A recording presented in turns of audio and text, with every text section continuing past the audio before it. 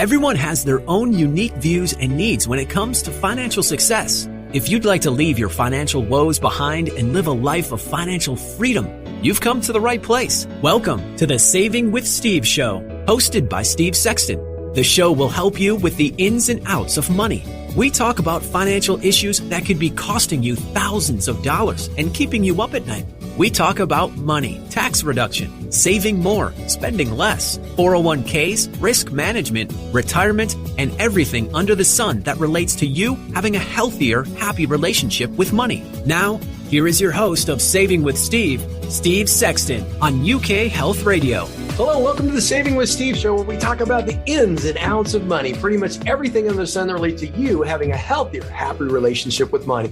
My name is Steve Sexton. I want to thank you for joining us today. We have over 600,000 listeners here in the States and over 50,000 listeners overseas. We're so thankful that our listenership keeps growing. I want to thank you for sharing us with your friends and family and associates. If you have a topic that you would like us to talk about or have a guest on, go to viewers at savingwithsteve.us. That's viewers at savingwithsteve.us, and we're going to look at those topics, maybe have one of those topics on here in the future, or maybe even a guest that you'd like to hear from. Today, we're going to be talking about 5 things you can do financially right now to put yourself on a better footing. Now, next is, we can't wait for this one.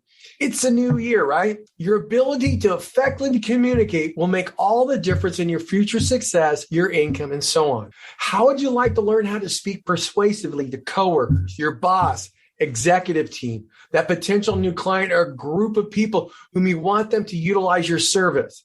If you don't speak well and persuasively, you might not get the promotion or on board a new client or get your project through the planning committee. Don't worry, we have master speaker trainer, international speaker, and author Arvee Robinson to teach you how to speak like a speaking superstar in your industry. Millionaire speaker podcast.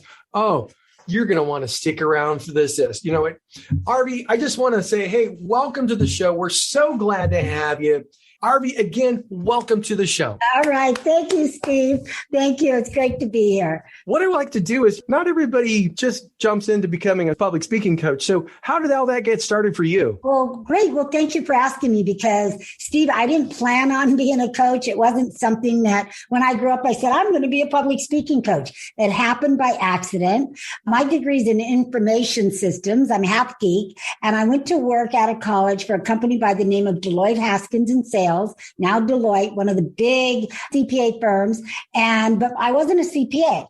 My job was to set up financial accounting systems on microcomputers. We just got microcomputers in, and teach bookkeepers and controllers how to automate their accounting, because up until then they were using manual accounting systems. So it was a revolutionary time. And my boss came to me one day and said, Arvee, I want you to get out there and start speaking and tell people that we're offering this brand new service.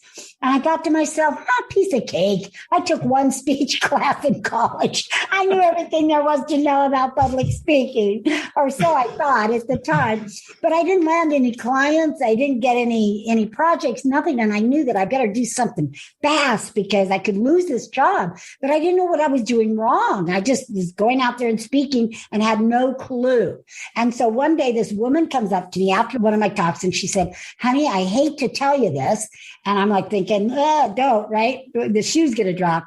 But I said, well, what is it? And she said, honey, do you know that after every sentence, you say, okay. And my jaw dropped, and the only thing I could think of saying back to her was, okay. But I got it, Steve, in that moment that I was the problem, that just because I could flap my jaw didn't make me a public speaker, that I needed to respect this thing called public speaking. So I decided in that moment that I was going to get trained, not only trained, but I was going to master it. I took classes, anything with public speaking or communication in the title I took, and I hired a coach, and I read books. I did everything I could. And then the most amazing thing happened. The better I got, the better my clients got, and the more clients I got. And then my colleagues wanted to know what I was doing. I started teaching them. Then the big boss wanted me to teach these group communication skills to other consultants. And so that's where public speaking was born, was in corporate America for me. And then I used it throughout my 23-year career, not only to get clients, but for upward mobility within my own firm. It was great. And so then once after 23 years, I was at the highest I could go without being a CPA. And that was a senior manager. And by then the industry was so full of consultants. It just wasn't any fun anymore. I wasn't trailblazing anymore. So I decided it was time to make a change. But I didn't know what kind of change to make. So I prayed about it, and God said, public speaking. So 17 years ago, I left corporate America, started my own business. And since that time, I've trained over 5,000 business owners, entrepreneurs, coaches, consultants, you name it, and given over 3,500 speeches all over the world. Now, I don't say it to impress anybody, but to impress upon everyone that you can do it, that this too can be a lifestyle if you choose. But you too can use speaking to change the world, save lives, and make a difference. I just thought of something funny. And it's so funny because I have a son. He's a senior. He's top of his class of electrical engineering. His worst class was public speaking. He got a B. He was so happy, thankfully got a B. But he just says, you know what? All these other people look like they're on TED Talks, Right. And all my, engineering friends, they're afraid of standing up in front of people and talking. But the reality is they're probably could be better at it because they already have a process, just like you in IT, because once you learn the process, you're golden. Amen. That's it. And when I got out of corporate America and into the public speaking arena, I looked for systems and processes already there. Why recreate the wheel? Well, there wasn't any. The closest that I found to one, Steve, was have a beginning, middle, and end. But no one would tell you what to put in the beginning, middle, and end. So I came along and I'm telling you exactly what steps to create a persuasive presentation that will get you business and change lives and get people, if you're just trying to get people to think like you do, vote like you do, whatever it might be, this system will do it. I want to help listeners understand the process by how you would go about coaching somebody to speak well in public. Okay. First of all, I would introduce them to my system. And before we do my speaker system, which is the signature talk, that's the talk that you just give over and over and over to get business. But first of all, I would teach you how to do your core message, which is also another formula that I put together. The core message is what some people call the elevator speech, but I call it the core message because it's the essence of what you do. And from there, it's like your heart. And from there, everything else comes. Your professional story, the title of your talk, everything stems out of that core message. So once we've got that, we're at the very heart of what it is you do for clients. Then we start in the formula and or the system for developing actual speech, putting it together step by step. Okay. When somebody is writing a speech, even it takes me a long time to write a speech if I'm doing something different. And quite frankly, when I started the first interview I did on TV, the comment that I got is I look like a cheerleader because I was always using my hands. But they said it was passionate, so it was good. How does somebody get used to a room and get comfortable being on stage? Practice, practice, practice. Training, training, training. So first of all, get trained, because a lot of people will step on stage, especially business owners, because business owners don't look at themselves as speakers. So they think that they can just get away with murder, and you can't. Because if you step on stage when you're A, not trained, B, not practiced, C, not prepared, then you're going to lose business. It's going to have the opposite effect. So you want to make sure, and reputation and future opportunities. So it's too costly to go out there without being trained, rehearsed, and of course, well prepared. Once you learn, once you've been trained, then I recommend that you practice 1 hour for every 2 minutes of presentation. So that means if you're going to do a 30-minute speech, Steve, you need to practice 15 hours. That's what makes you good. That's what actually makes you go from good to great. That's what helps you to always know your speech. You become the script so that nothing will throw you off. You won't forget what you're going to say, which is always a fear. And you'll have that kind of confidence to deliver not only a great speech for yourself, but really for your audience, because that's what they deserve. And when I talk about practicing, I'm talking about practicing it out loud, not reading it, not writing out your speech. I am against writing out your presentation, because then you become a prisoner of your own eloquent words. So don't. outline only, and then just say it so many times out loud that you will become it. It's like that song, Steve, when we're in the car and we're listening to that popular song on the radio, and before we know it, we're driving around singing it. And it was like, we never set out to learn all the words, but we know all the words. That's what happens to our brain when we hear something over and over and over. So I recommend you speak it out loud, walk around your office, walk around the park, walk around wherever you need to. Okay, I'm going to hold you right there because we have to take a break. Ladies and gentlemen, we will be back with more Arvee Robinson. This is so wonderful. If you're driving your car going to work, you need to hear this stuff. So stick with us. We'll be right back. More expert advice for having a happier relationship with money still to come on the Saving with Steve show on UK Health Radio. UK Health Radio, the station that makes you feel good.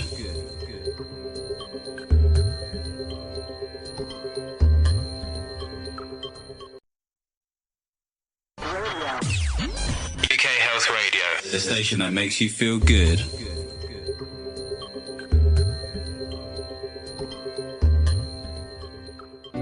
Welcome back to the show that is here to help you achieve your financial goals. It's the Saving with Steve show. Now here's your host, Steve Sexton on UK Health Radio. Hello, welcome back. We're going to have some more with Arvee Robinson. I truly appreciate you letting your friends, family, and associates know about our show.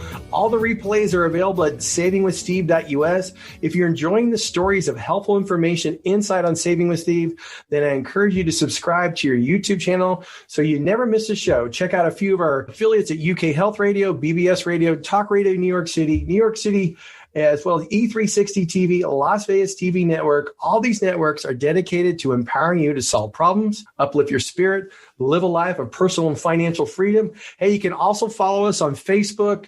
Join the Saving with Steve Sexton Insiders Club, savingwithsteve.us, and get all our replays, exclusive access to our after the show videos, guest gifts, and see all the behind the scenes. We're back here with Arvee Robinson. We were talking about, this is like a muscle, and you were just talking about practicing it. But it's like working out. I thought to myself, I've written many speeches and all that kind of stuff, but it was really interesting that when I started thinking about how much time I actually spent going through it, it was a lot more than 15 hours. And it's one of those things where, and I'm not saying this is everybody, people have told me that was outstanding when I've been completely prepared, but had some sort of thing happen just before, like horrible day, the whole shot, and you're rushing and grinding through your day, and all of a sudden you're there. You've got 4 minutes before you walk on stage. And for some reason, that's the best ever. And sometimes for me, that's the most authentic. Things go very, very well. And people are like, oh my God, I couldn't believe you just did that. I'm curious, do you have a pre-speech routine? Yes, I do have a pre-speech routine. And I recommend that everyone create their own. This is mine. I'm not recommending that this is for you. But I've been on stage with a lot of speakers and I've seen their pre-speech routine also. And I can share that with you. But my personal one is a mantra where I do two things. First, before the mantra, before I step on stage, I do one thing. I pray about it and I say, God, give me a shot of the Holy Spirit. That's all. Give me a shot of the Holy Spirit. It's like a shot of energy, right? It's better than Jolt Cola. Is that I don't know. Is that better than Red Bull, right? So both of the Holy Spirit. And then before I step on stage, I say, I'm the best. I'm the best. I'm the best. Now, I don't say it out of ego. I say it because my audience deserves the best. And so does your audience. Every time you step on there, I know things happen. Like you said, something happened and you're like all jittered or whatever. That's going to happen once in a while. But for the most part, we can control what happens to us. In other words, if I have a speech, I make sure that I have a light morning, that I can just, get up at ease and get ready at ease. And I'm not rushed and frazzled. I don't try to cram so much stuff in my schedule. Like today, Steve, I have 3 speaking engagements. You're one of them. And I have 2 more. And so I created my day so that I can come into those full on, full energy, full attention, playing my A game. So if you can plan your day like that around your speaking engagements, then you'll be less frazzled and there won't be time for these other things to kind of come in and bother you and get you off, because life works that way. It's going to try to knock you off your feet. So again, a mantra of some kind that gets you propelled into speaking. Now, I've seen a couple other speakers that what they do, they pace. That gets them going. They pace before they go. And some of them, pray or whatever. But whatever propels you, and it's going to be different for everybody, that's what you want to do. But self-talk is so important. Do not step on stage or even close to the stage and tell yourself you're nervous or you're not prepared or you're not ready. You need to get ready because that audience deserves the best from you. I totally agree with that. It's funny. My little mantra is I actually like to get there about 45 minutes early if it's a 30-minute talk. And I like to walk around the stage, look out the stage and say hello, like my little sound check. And then I go off in my corner and do my speech, not to myself, but out loud to the wall. And I practice everything from my hand gestures to my jokes.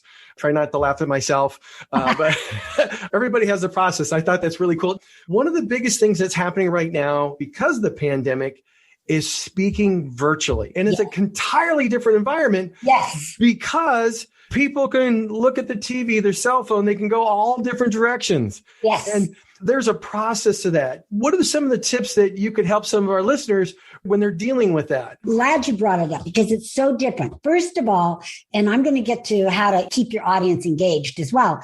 But first of all, just know as a speaker, you're in control of everything now. See, when we would go in the live room, we would maybe speak speak on a stage or maybe in a restaurant. We had no control. We had no control over the sound, no control over the environment, no control over the crowd or anything really, just only our message. But in this environment, we're in charge of everything.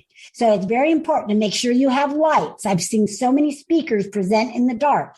If it is going to be on some video, you have to make sure you have a professional microphone so that people can hear you and it resonates with you. That's something that in the live world, we didn't have to worry about unless it was a big crowd and it was always provided for us. Same with the PowerPoint or the computer. It was provided for us. Now, guess what? If you're going to use PowerPoint, video, or anything else during your presentation, you better make sure you have a strong internet because there's nothing more frustrating to the audience than for you to be frozen in mid-sentence. So number one, we're in charge of everything. And just know that if you're going to speak in this environment, you need to invest in possibly some new equipment.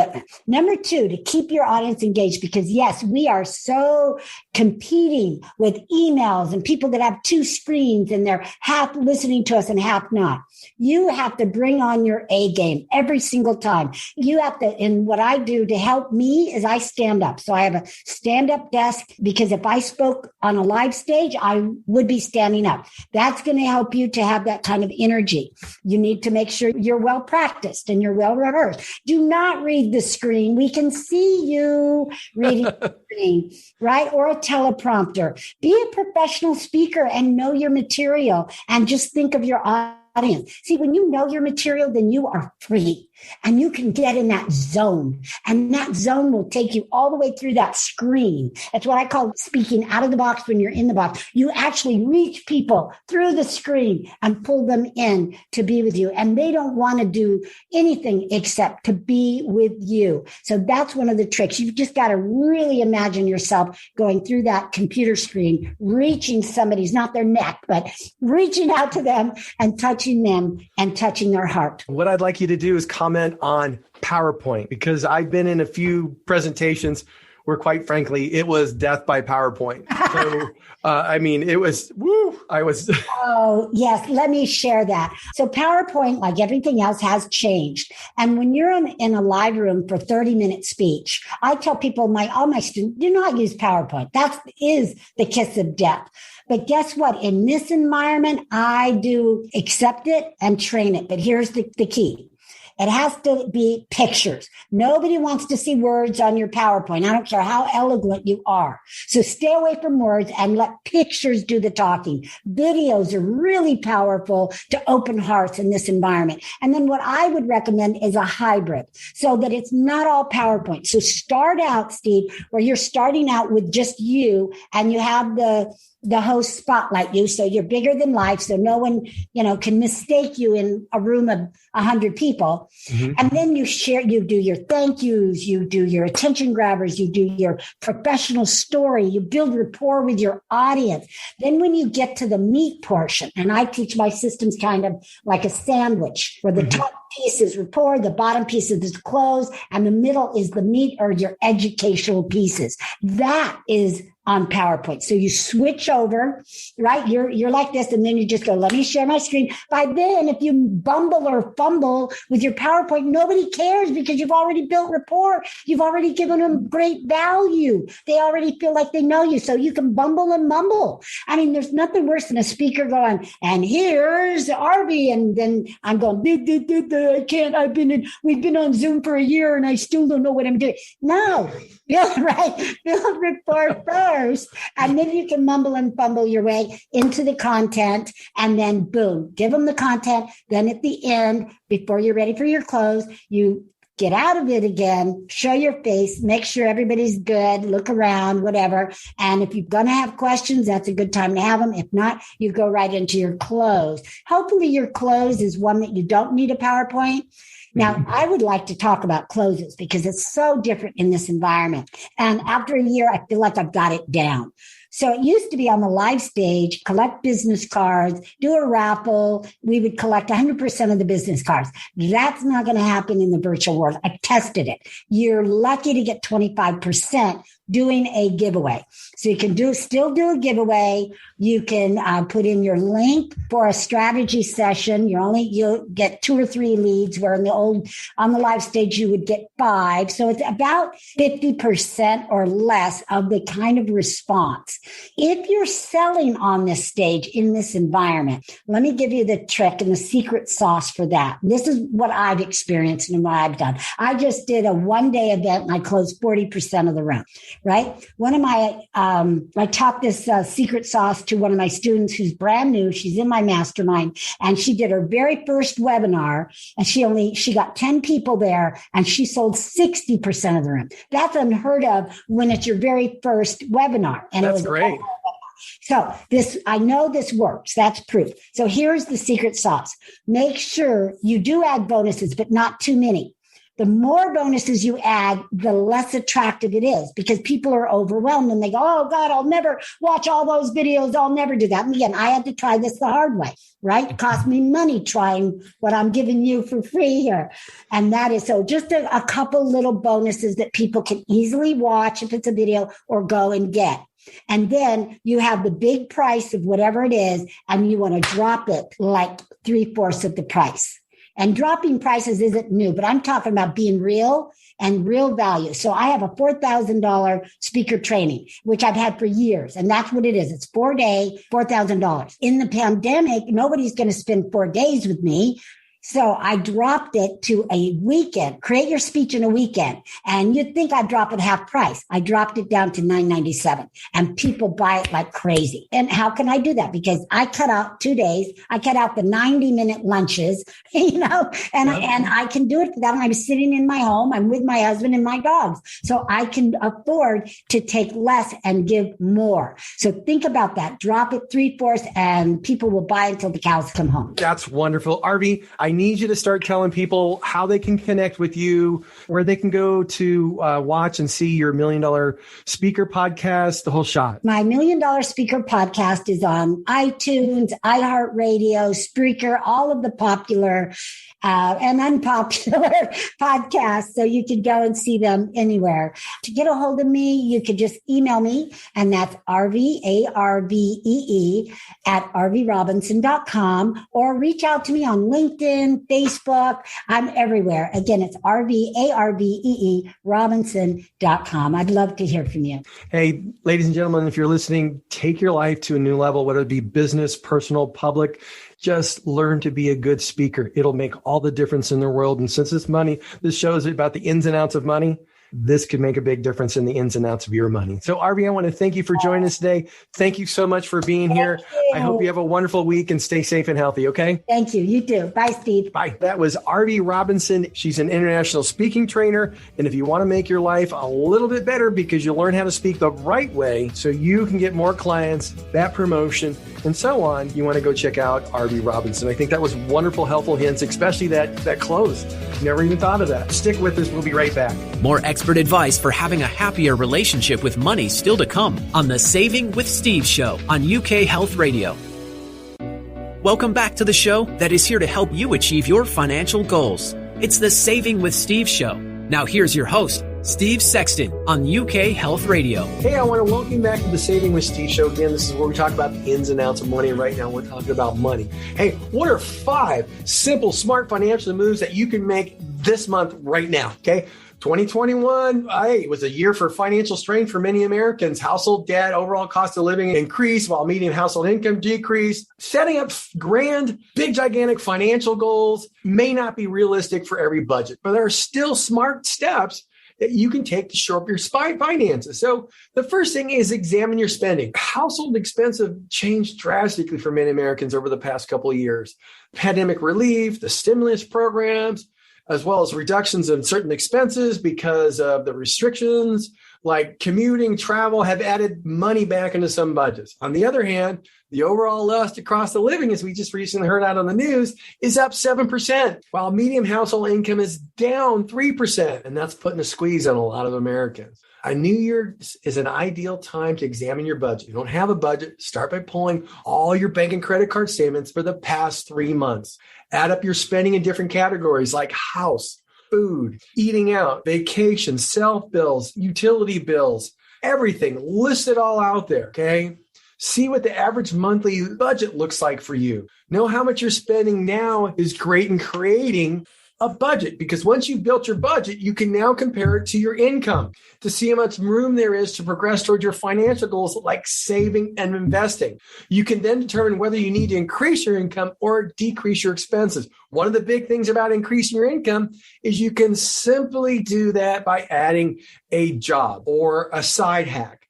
And what I mean by that is you can go work for Home Depot, you can be a tutor, you can drive for Lyft or Uber or one of the other drive services. And you know what? You can make some extra money to bring money into the household. The other part is the expense reduction. You want to look at everything that you're doing, whether it to be your mortgage. Hey, can you refinance to get a lower payment?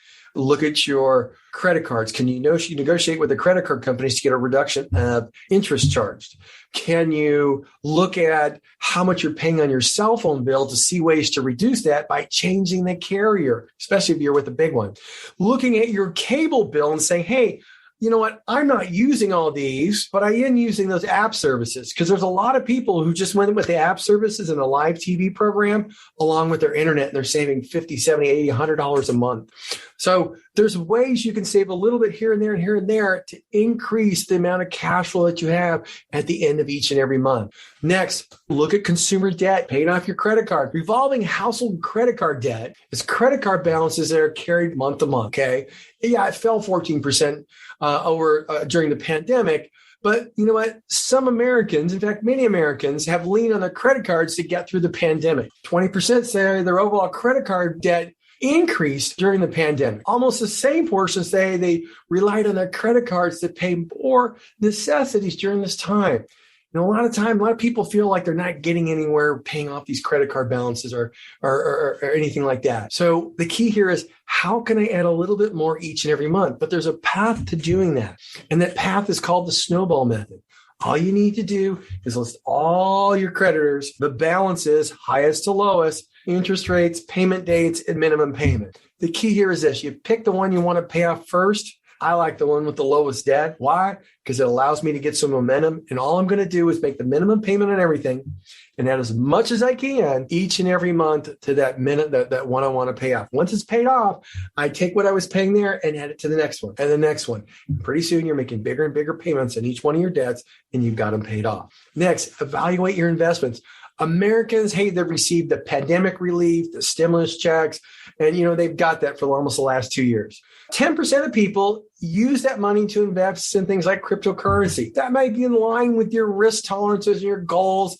But the thing is, you want to take the time to review your overall investment holdings. Consider diversifying your investments to reduce your risk, increase your potential for return over the long term.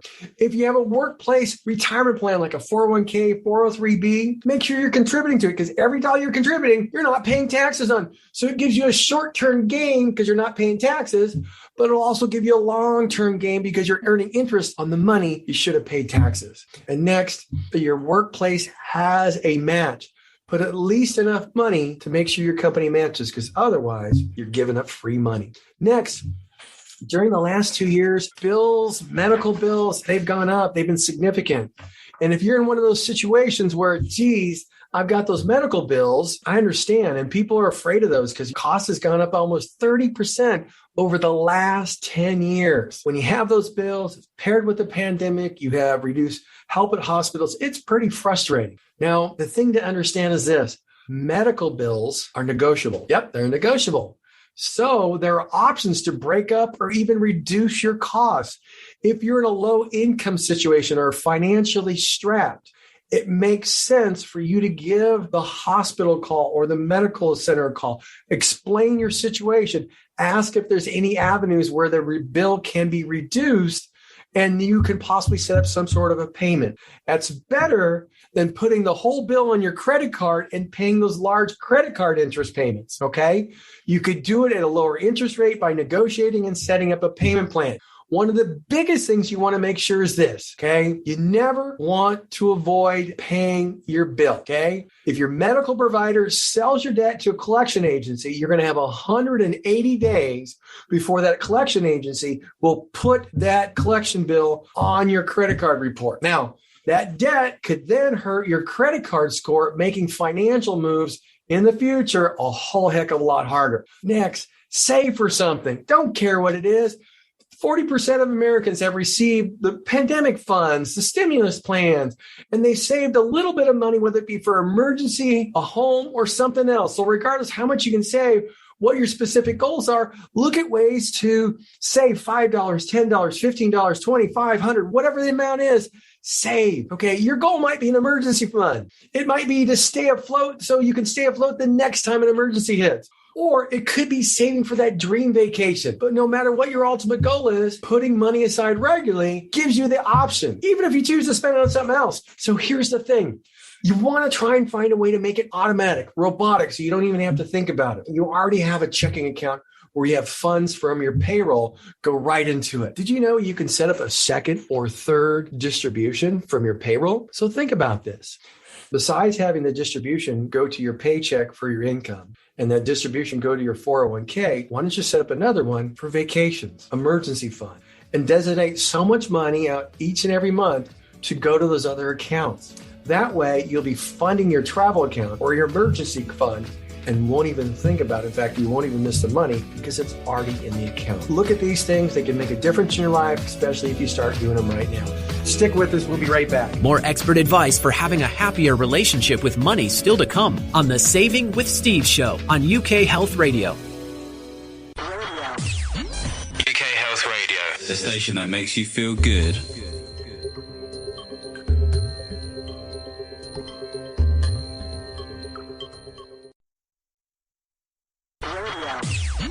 UK Health Radio, the station that makes you feel good.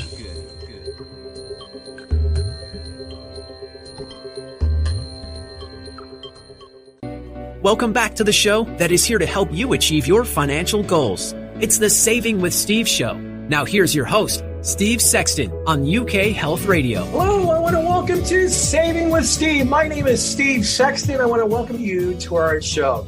Today we have a wonderful show for you with all that's going on in the world.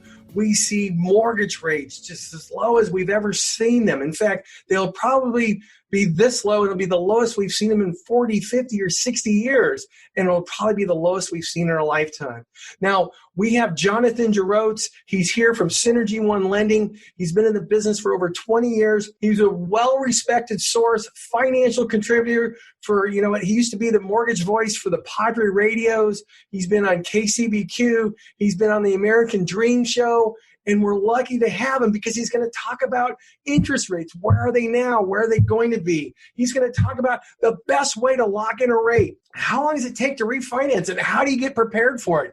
And then he's going to talk about home prices, where they are now, and where they're going. But most importantly, most people have trouble getting prepared to do a refinancing. So he's going to talk to you there. And you know what? He's going to be talking about the best way to save money when you're doing a refinancing. And then you know what? We all want to know what's going to happen in 2021. So why don't we find out economically what's going to happen? We have Alan Nevin. Alan Nevin's a Stanford graduate, and that was like 40 years ago. So he's a nationally known economist. He specializes in seeing how real estate fits in the economy. But you know what? He's going to talk to us about whether interest rates are going to go up or down. What's going to happen with this new administration? He's going to talk about what's going to happen with real estate. These are things that you're going to want to understand and know, because that way you have information so you can ask prudent, informed questions that'll impact the quality of your life. You know why? Because you're going to be able to make good financial decisions. Now, today's episode for me is about getting to know you and you getting to know me. People say, hey, Steve, why do you do all this stuff? Why are you on the news? Why are you on ESPN? Why are you on Fox and many other stations as a financial contributor? You contribute to many outlets ranging from U.S. World Report, Martha Stewart Living, and many other ones. Now, here's the thing. What you don't know about me is I had a bout of cancer about 15 years ago. I had a tumor that clogged up a colon. I had emergency surgery, spent 7 days in a hospital. 30 days later, I was doing 6 months worth of chemotherapy. Now, the interesting thing about chemotherapy for a guy who was 42 at the time, daytime TV is horrible. And you know what? Instead of watching that, you get to know the people that you're going through chemo. And the reality is you realize that whether it be this pandemic, any other life event, or cancer, it doesn't know, they don't care how old you are, how young you are, how much money you have, how successful you are, how smart you are, what you eat, how financially fit you are. It just happens. A pandemic happens. Cancer happens, and you have to deal with it. And as a result of events like that through my life, you probably had it in yours, I've made a whole bunch of money. I've lost a whole bunch of money. And this show is about making sure that you have a healthier, happy relationship money. So we're going to go through the ins and outs. Hey, how to reduce your spending, how to save money, how to reduce your debt, how to get the most out of your travel, how to design or interior design on a dime. You know what? What's the best way to handle your taxes, your retirement, dealing with risk, fees, investments? We're going to have the whole thing. We're going to deal with everything's under the sun. And the reason being here is so you can get the information you need to make prudent, informed financial decisions that impact the quality of your life. At the end of the day, it's about making sure you have the ability to not have your money fall through the cracks to whatever it might be, from taxes to whatever, so you can make some great decisions. Now, with that, I want to leave you with a couple tips for today. We have a few minutes left in this segment here. Here's what we're going to be talking about right now. Many people, we've got an upkick in COVID here. They're looking at another round of layoffs. We're seeing more and more businesses going bankrupt. Retail going bankrupt. Some of the travel agencies are going bankrupt. And we're seeing more. We're going to probably see a few more people out of work. We're going to see a few more people go back to work. You know what? And it's important that we look at how we go about preparing for things like this. How do we figure out what we can cut, what we can save? How can we do the same things, but just have us cost less? So here's the option. First tip, get a spreadsheet out. Get an Excel spreadsheet out, whatever you want to do, start writing down things. So first thing you want to write out is your mortgage. Second thing you want to write out is things like your rent, your car payment. You want to write down all your credit cards. What's the interest that you're paying on them, the percentage rate. You want to look at your cable bill. You want to look at your cell phone bill, your utilities, the food that you buy at the grocery store, the gas you buy when you fill up your car. You want to write down things like, hey, I eat out at going to get coffee, or I'm going to go out to get something to eat at a fast food place. All the things that you spend on. Make sure you detail all the apps you have, all the fitness apps you have, all the wine clubs, the food delivery services, all those things. Once you got it all detailed, you now want to take a look at how I can reduce my expenses. First of all, let's look at those apps.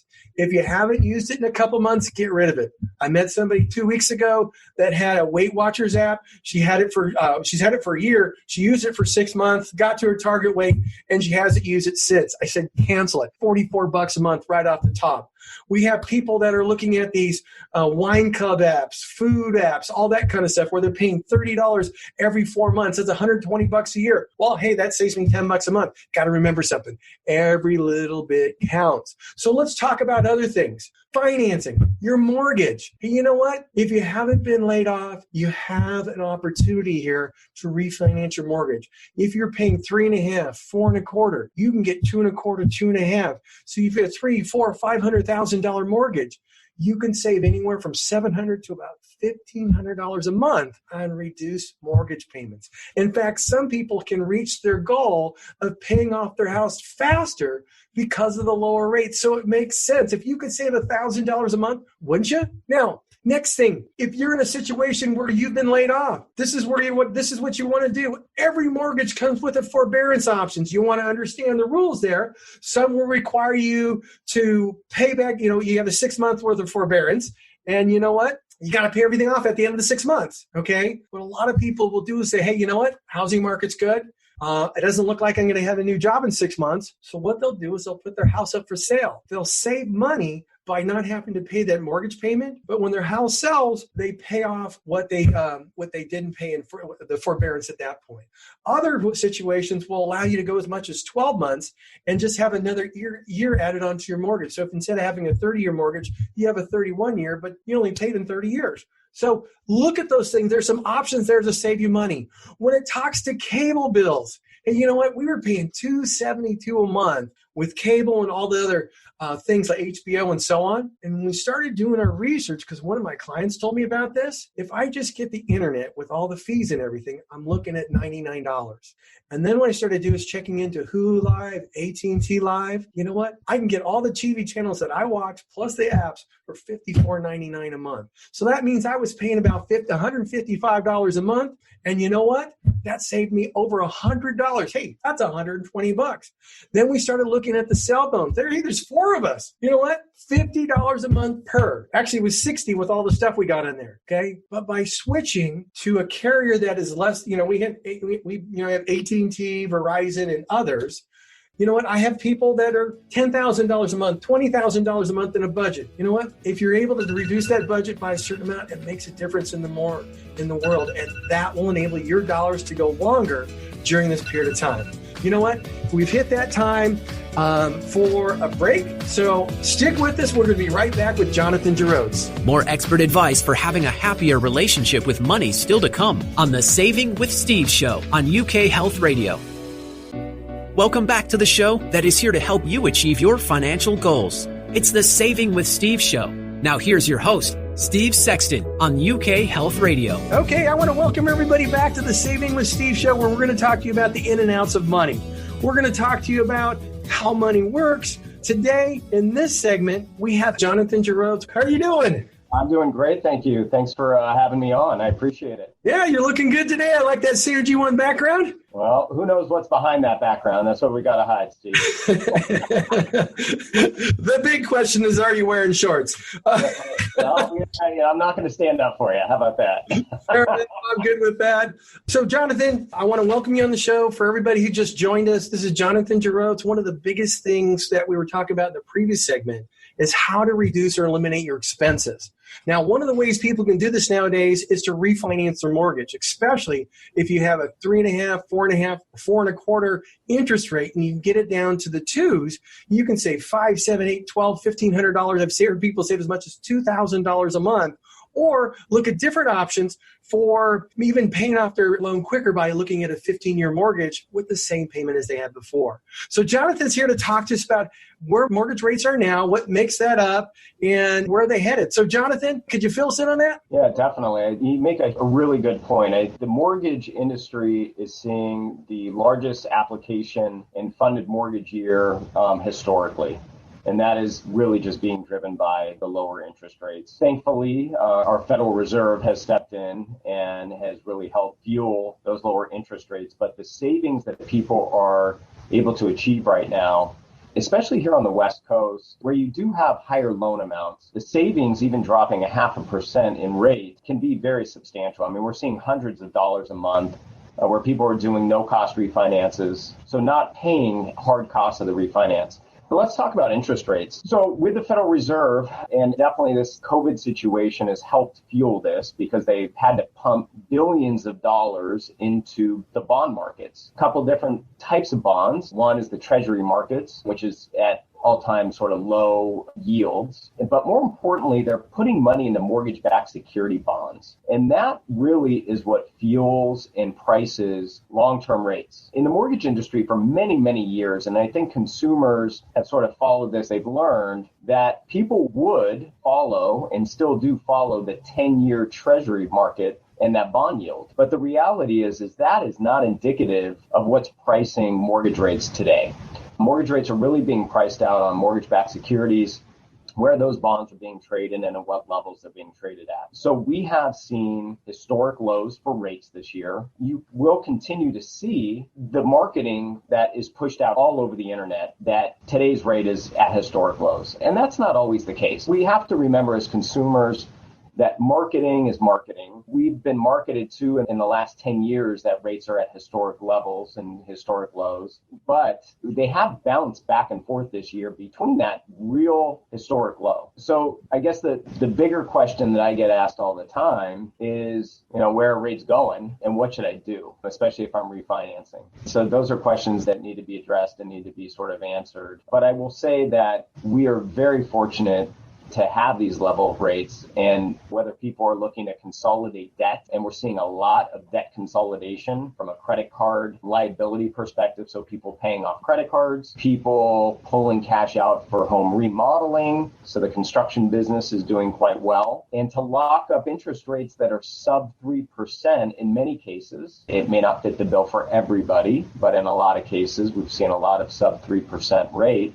It's cheap money, and it's hard not to take advantage of that. What's the best way to position it so somebody like yourself can help them the most? Yeah, that's a great question, Steve. So a lot of people will reach out, and I know that's not just for myself, but from an industry perspective, people will reach out and simply ask the question of what's your rate? And that question is such a loaded question, and there's so many other questions that have to be asked before you get to that point of the interest rate. And it gets a little bit frustrating for the consumer because, again, we see marketing. We see interest rates posted. We see them posted online. We see them posted on commercials. We hear about them on the radio. But the reality is those posted rates are always the prime perfect scenario, typically revolved around purchasing a home with 40% down payment with an optimal credit score on a single family home to live in. And so then you take into account a refinance, different credit scores potentially. Maybe it's a condo. Maybe it's a single family home. Are we pulling cash out? Are we not pulling cash out? What's the loan to value? And what is that credit score? So the other thing that I see a lot of, Steve, is a lot of consumers in today's day and age get consumer credit scores, whether it be from a Credit Karma, or maybe it's a credit card that will show you what your credit score is on a monthly basis. There you can log in and see that. And the problem with this, and it's a well-known problem in the industry, is these credit scores are not accurate and indicative of what happens when you apply for a mortgage and we pull your credit report. Typically, when we do that, you now have an algorithm from a reporting standpoint that's put on top of that information. And so a lot of people will think their credit score is 770 and they'll apply for a mortgage and their credit score is 720. And it changes the dynamics, it changes the pricing, and could potentially adjust that interest rate pricing. So number one, getting prepared is kind of having an idea of where you do stand from a credit perspective. The lending world has opened up quite a bit. Now, when you have different types of loans, and the loans go to different places on the post-closing side of things, so people still buy loans.